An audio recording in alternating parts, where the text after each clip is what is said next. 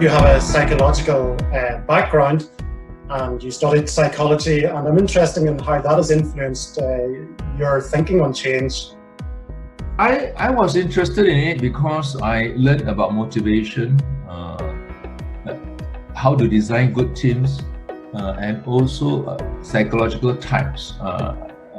30 years ago in London Business School and beyond, and I took many short courses and long courses eventually on this.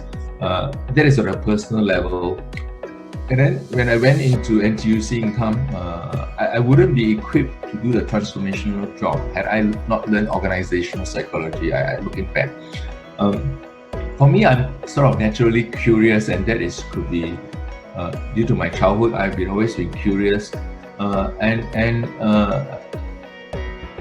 the embracement of change. I cannot pretend that I'm always happy to do changes, but I realized that it is easier to be an agent of change than to be a recipient of change, because I have been receiving change from people, and I feel that, so I think could be an element of control about life, to be a master of your own destiny. So by nature and orientation, I've shifted to welcome change, and I realized that to do that, you got to be half a step ahead, So I have that orientation. But your question is, how has psychology influenced me? I'm not sure. Okay, it has influenced me a lot, but it has helped me a great deal. Helped and influenced me a great deal, because psychology is about human motivation, right?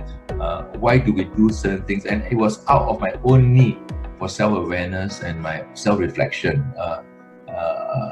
which drove me to that. But psychology is at an individual level.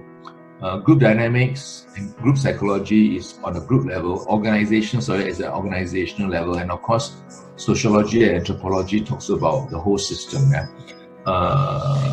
So the study of change and the study of systems is a very interesting field, and actuaries are well equipped to study adaptive systems, on how systems behave. And it's a never-ending subject, but it certainly helps me in terms of using the right lens to look at the issue, because it's very seldom it's a technical issue. It's not about resources, it's not about business plans, it's really about motivation, teamwork, the language of the place, the culture of the place, the performance of the place. That's why you got